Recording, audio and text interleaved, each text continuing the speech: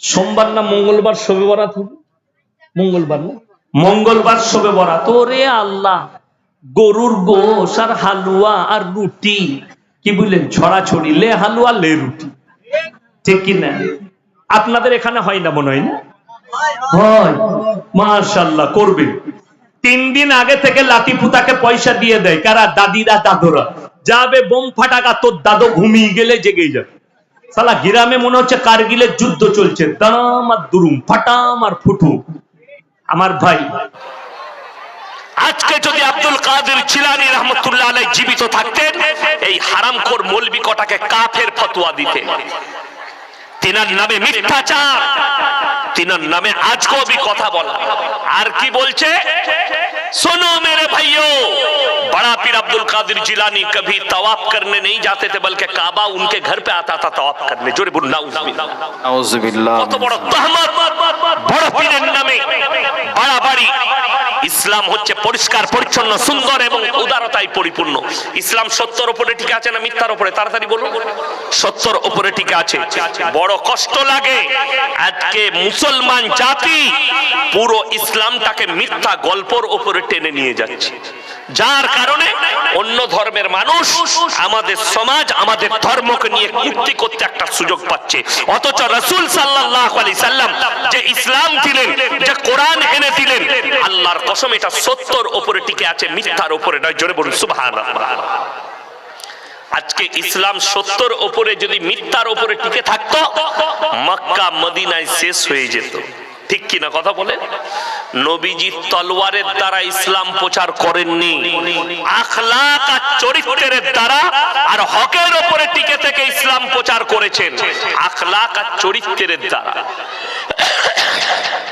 নবীজির আখলাক কি ছিল? আজকে আমি বলি, অনেক আমাদের বক্তা, অনেক মৌলবি, অনেক মুসলিম ভাই, তারা অন্য ধর্মকে কূর্তি করে, গালাগালি করে।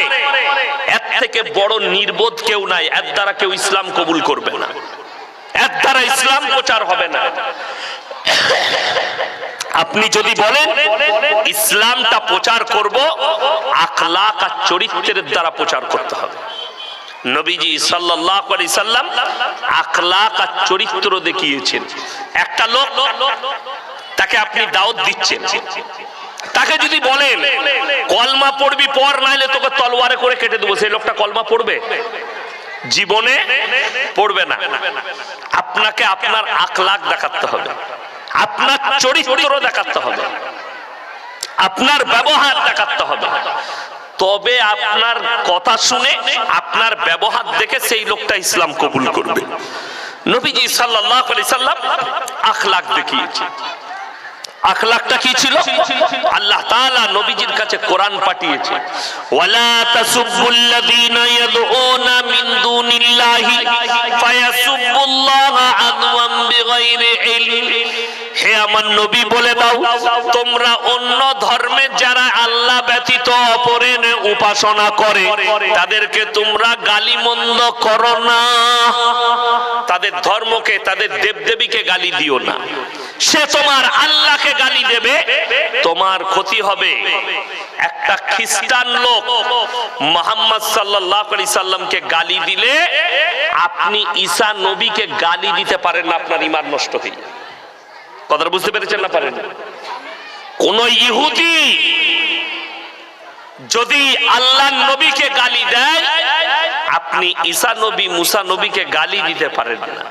কোরআনে আছে ওয়াল কিতাবি ওয়ান নবিয়্যিন, আমি যতগুলো নবী পয়গম্বর পাঠিয়েছি, এটার উপরে বিশ্বাস করার নাম হচ্ছে ঈমান।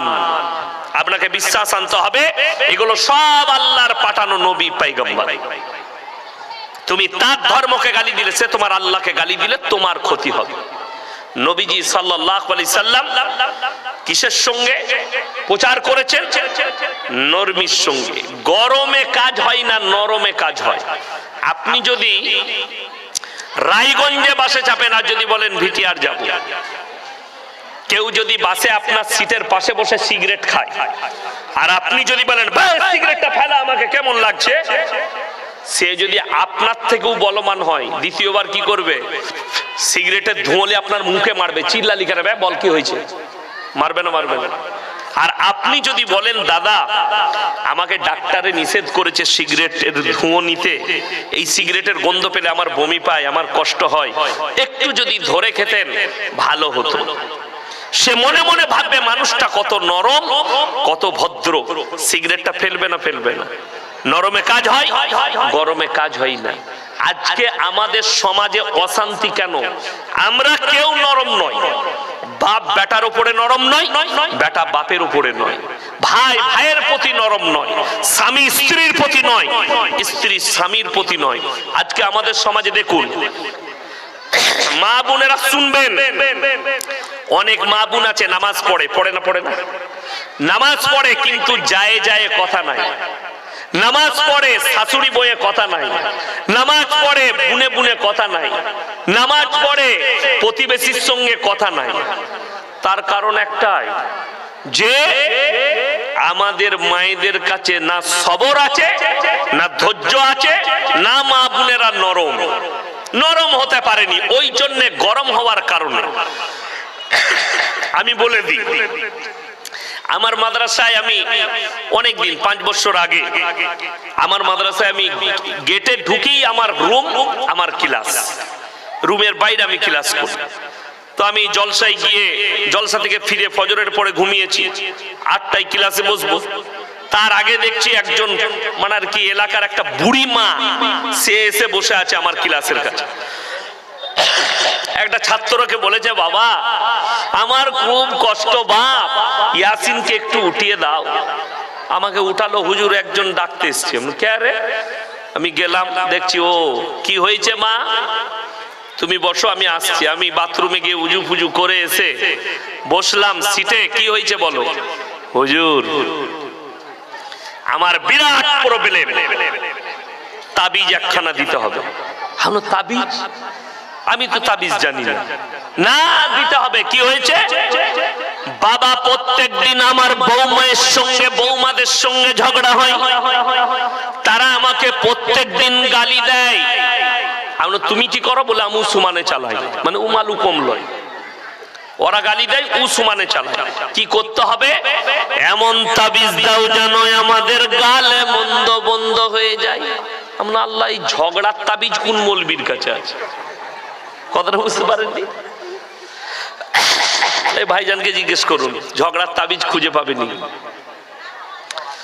মৌলবীরা খেপে যাবে ঝগড়া তাবিজ। কিন্তু ব্যাপার আছে, কোন মৌলবী যদি বলে আমি তাবিজ দিতে পারবো না, এই মেয়েরা অপপ্রচার করবে, কিচ্ছু জানে না লো, ওকে বেকার রেখেছে।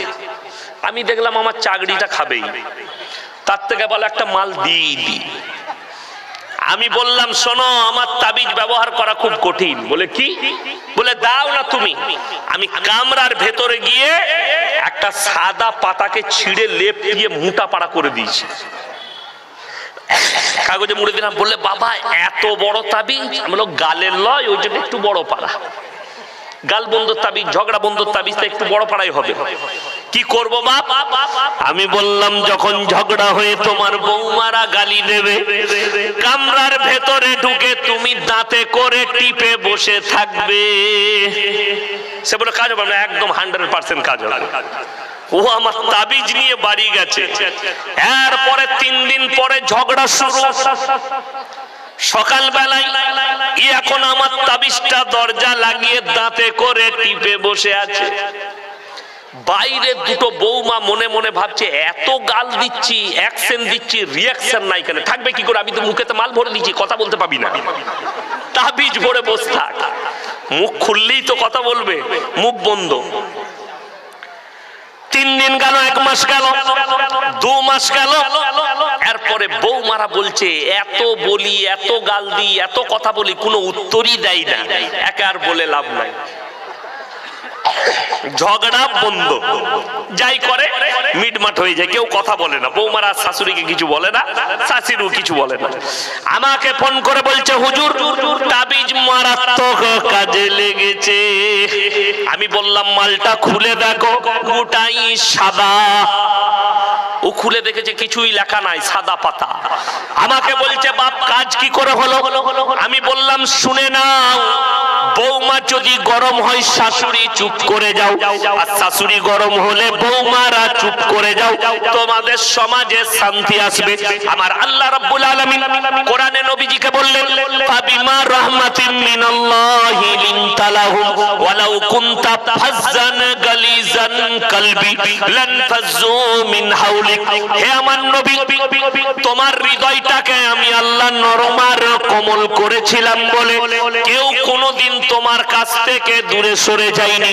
লান ফাজ্জু মিন হাওলিক। আর আমি যদি তোমাকে কর্কশ ভাষী করিতাম, সবাই তোমার কাছ থেকে দূরে সরে যেত। আল্লাহ নবীকে তয়েফের মাটিতে রক্তাক্ত করেছেন, আল্লাহ দিলকে নবীজি নরম করেছেন। নবীজি আল্লাহর কাছে দোয়া করেছেন, আল্লাহ আমাকে এরা পাথর মারলেও তুমি এদিকে হিদায়েত প্রাপ্ত করো। দোয়া করেছেন। নবীজিকে যারা গালি দিয়েছে, নবীজি তাদের জন্য দোয়া করেছেন। নবীজিকে যারা বেত্তাঘাত করেছে, নবীজি দোয়া করেছেন। আল্লাহর হাবিব সাল্লাল্লাহু আলাইহি সাল্লামের দিলটাকে আল্লাহ এত নরম করেছিলেন। যারা হাজী সাহেব আছেন, হাজী সাহেব কেউ আছেন এখানে? নাই? আছে? মজলিসে হাজী সাহেব আছে? কে আছেন? হাত তুলেন তো ইনশাআল্লাহ দেখি। কোথায়? থাকলেও হাত তুলবে না। আপনি মনে করছেন আমি কিছু বলবো? বয়স্ক শুনেন আমার কাছে, যিনারা হজ করতে গেছেন তিনারা দেখেছেন ওহুদের প্রান্তরে ৭০ জন সাহাবী যিনারা যুদ্ধের ময়দানে শহীদ হয়েছিলেন, লোহার ব্যারিকেড দিয়ে তিনাদের কবরগুলো ঘেরা আছে। সেখানে এমন একজন সাহাবী শুয়ে আছেন যিনি হচ্ছেন নবীজি সাল্লাল্লাহু আলাইহি সাল্লামের চাচা যান হযরতে আমিরে হামজা রাদিয়াল্লাহু তাআলা, জিনার বুকটা চিরে যুদ্ধের ময়দানে কালিজা থরটা বার করে চিবিয়েছিল হিন্দা। নবীজি যেদিনে মক্কা বিজয় করলেন, সাহাবীরা দাঁড়িয়ে গেলেন তলোয়ার নিয়ে। আজকে আমরা মক্কা বিজয় করেছি, আজকে বদলা লিবার দিন, আজকে বদলা লুব। আম্মার ইবনে ইয়াসিনের মায়ের দু পায়ে উট বেঁধে দুদিকে বেঈমানরা তাড়িয়ে দিয়েছে, দুটো উট আখ ফাড়ার মতো ফাড়া গেছে। হযরতে সাইয়েদনা বেলাল হাবশির কোমরে দড়ি বেঁধে উটের পেছনে বাঁধা হয়েছে, পিঠের চামড়াটা কোমরে লেগে গেছে। আজকে আমরা বদলা লুব। আমিরে হামজার বুকটা ছিঁড়ে কালিজা থরকে চিবিয়েছে, বদলা লুব। নবীজি উঠে দাঁড়ালেন আর বললেন, সাহাবীরা বসে যাও, আমার 5টা কথার উপরে তোমরা আমল করবে। নাম্বার 1, তোমরা বৃদ্ধকে মারতে পাবে না, জোরে বলুন সুবহানাল্লাহ। নাম্বার 2, বৃদ্ধাকে মারতে পাবে না। নাম্বার 3, শিশুকে মারতে পাবে না। নাম্বার 4, আত্মসমর্পণ করলে মারতে পাবে না। নাম্বার 5, কাবা ঘরে প্রবেশ করলে মারতে পাবে না।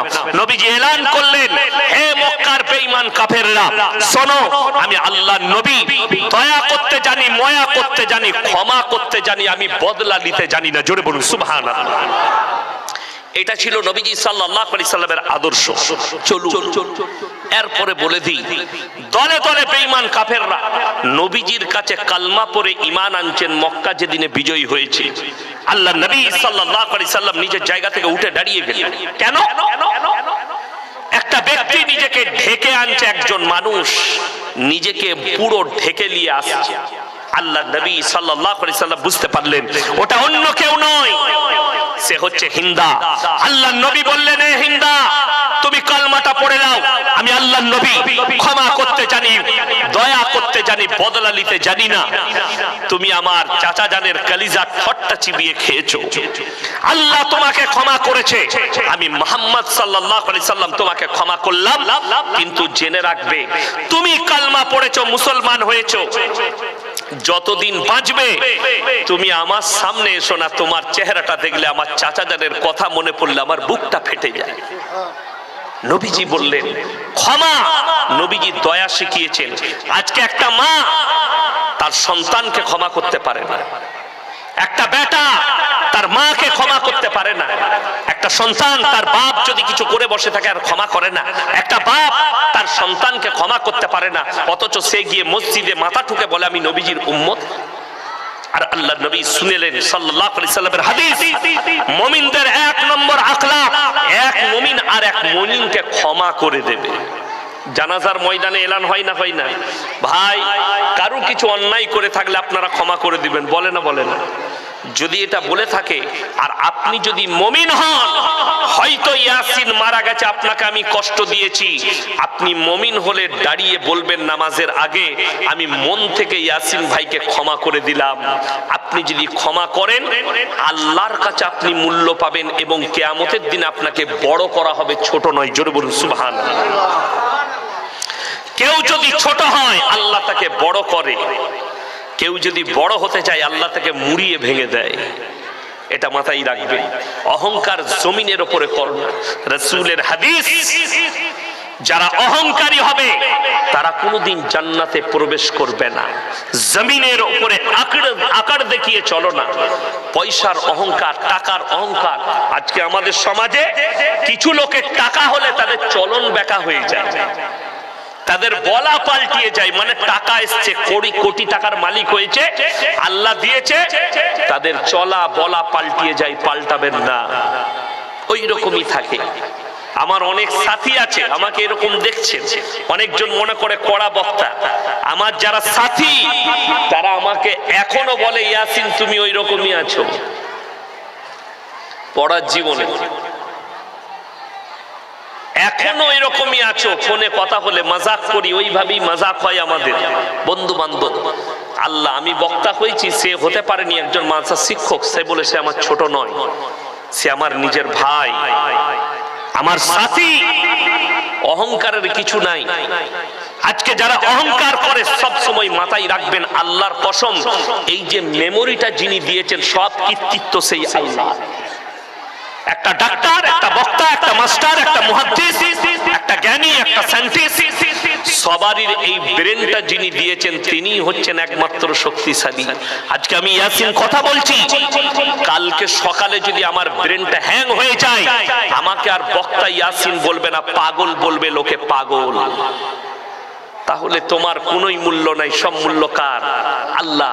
আজকে মানুষ এত বড় নির্বোধ, আল্লাহর শকর আদায় না করে নিজের বড়াই করে। চায়ের দোকানে দেখতে পাবে, কারো যদি দুটো বেটা হয়, বলে এমনি নিকিবে, আমি বাপের বেটা, আমি বাপের বেটা, আমার দুটো বেটা আছে, আমি মরদ, বলে না?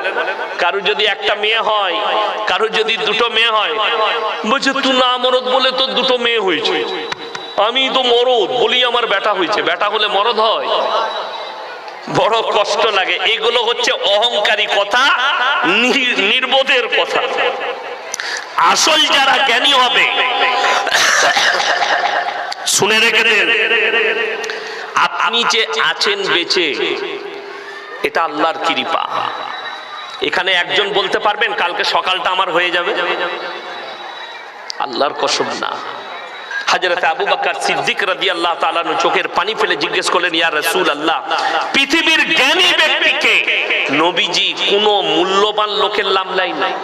নবীজি বললেন, ওই ব্যক্তি সবথেকে জ্ঞানী যে প্রত্যেকদিন একবার নিজের মৃত্যুকে স্মরণ করে।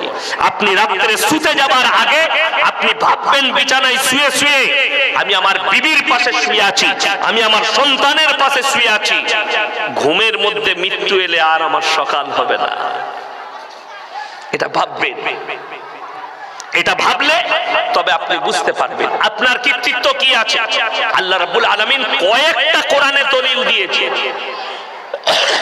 কেন? মানুষের কৃতিত্ব কিছুই নয়।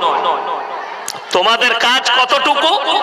আল্লাহ তাআলা দুনিয়ার একটা নিজামত তৈরি করেছে। স্বামী এবং স্ত্রী তারা মিলিত হবে, তার ওই এক ফোঁটা পানি নিসাজ নিজের স্ত্রী জরায়ুতে তোমরা নিক্ষেপ করো। হাল আতা আলাল ইনসানি হিনুম মিনাদ দাহরি লাম ইয়াকুন শাইয়্যাম মাযকুরা। এই আয়াতটার উপরে যদি আপনি আমল করেন, সত্যি বলছি আপনার ঈমান মজবুত হয়ে যাবে। এই আমলটাই আপনাকে ঈমান রাখতে হবে। হাল আতা আলাল ইনসান হিনুম মিনাদ দাহরি লাম ইয়াকুন শাইয়্যাম মাযকুরা। হে আমার নবী বলে দাও,